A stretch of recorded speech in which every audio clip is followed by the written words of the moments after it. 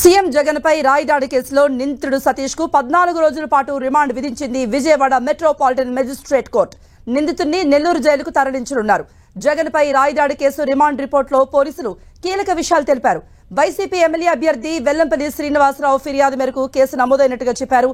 CM Jagan లక్ష్యంగా చేసుకునే హాని చేయాలనే ఉద్దేశ్యంతో రాయి విసిరానని వెల్లంపల్లి ఫిర్యాదు చేశారంటూ తెలిపారు.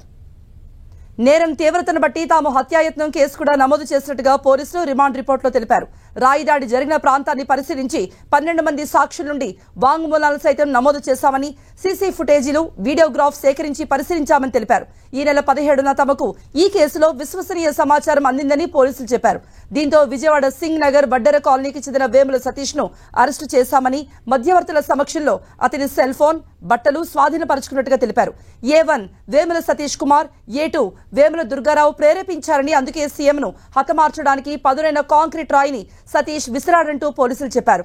జనం మధ్యలోనే ఉండి రాయిని విసిరి సతీష్ నడుచుకుంటూ వెళ్లిపోయాడని తెలిపారు. కుట్రతోనే ముందస్తు ఒప్పందం ప్రకారం గురిపెట్టి మరీ జగన్ తలపైకి బలంగా రాయిని విసిరాడని, అదృష్టవశాత్తు సీఎం గాయంతో బయటపడడంతో పెద్ద ప్రమాదం తప్పిందని పోలీసులు చెప్పారు.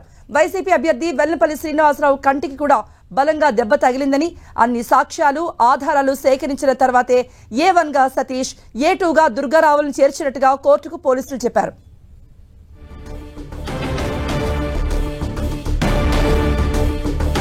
మరోవైపు సతీష్ ను నిందితుడు అన్ని చెప్పేందుకు పోలీసుల దగ్గర సరైన ఆధారాలు లేవన్నారు అతని న్యాయవాది అబ్దుల్ సలీం. సతీష్ అల్లరి చిల్లరిగా తిరుగుతాడని, సీఎంపై దాడి చేసేంత వయస్సు కాదని కోర్టు దృష్టికి తీసుకువెడతామన్నారు.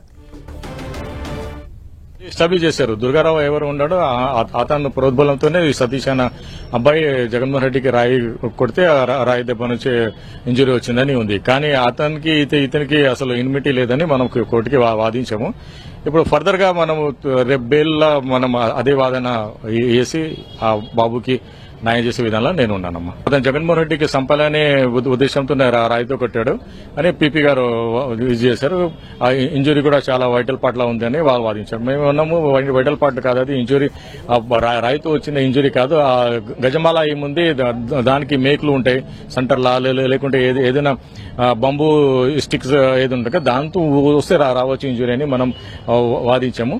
కానీ అది ఏ డీటెయిల్స్ ఉన్నాయి కూడా మనకు వాళ్ళు మాకు ఇచ్చలేదు. 161 statement of the co accused ఎవరెవరు ఉన్నారో ఇప్పుడు జడ్జి గారు దాని మీద కూడా ఆర్డర్ చేశారు.